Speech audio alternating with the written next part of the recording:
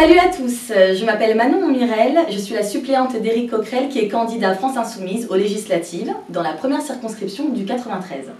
Alors on est parti faire un micro-trottoir où on a posé des questions aux habitants et Éric Coquerel va y répondre tout de suite.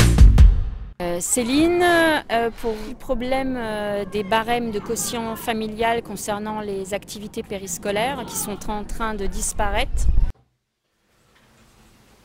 Céline, ce que j'ai envie de vous répondre, c'est que la question des activités périscolaires, c'est aussi la question de l'égalité, et notamment depuis la réforme des rythmes scolaires, qui a abaissé le nombre d'heures d'école en réalité, mais n'a pas donné les moyens égaux pour chaque municipalité de permettre qu'il y ait des véritables activités périscolaires, pédagogiques et autres. Donc cette question-là, ça nous amène à demander la suppression de la réforme du collège et la suppression justement de la réforme sur les rythmes scolaires. Et par contre, il faut faire en sorte que on n'aille pas de plus en plus vers un système où finalement le nombre d'heures à l'école se limite sur un tronc commun extrêmement limité et qu'après les enfants aient des activités artistiques, sportives, tout ce que vous voudrez, qui soient différentes selon la richesse de la ville dans laquelle ils sont. Donc ça c'est aussi une question, j'allais dire, qui pose la question du retour d'une éducation nationale à laquelle nous donnons les moyens. C'est pour ça que nous voulons embaucher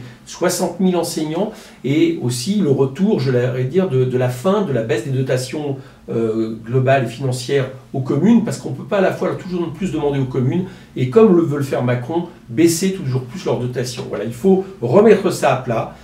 L'école doit être l'endroit où on apprend pas seulement, j'allais dire, des matières essentielles, mais aussi artistiques, historiques, philosophiques, économiques, qu'on ait plus de temps, y compris, pourquoi pas, pour l'apprentissage aux langues, mais ça doit se faire surtout dans le cadre de l'éducation nationale. Et ce qui est périscolaire doit être absolument, on doit garantir une égalité pour toutes et tous. Donc ça pose évidemment la question qui était celle de Céline.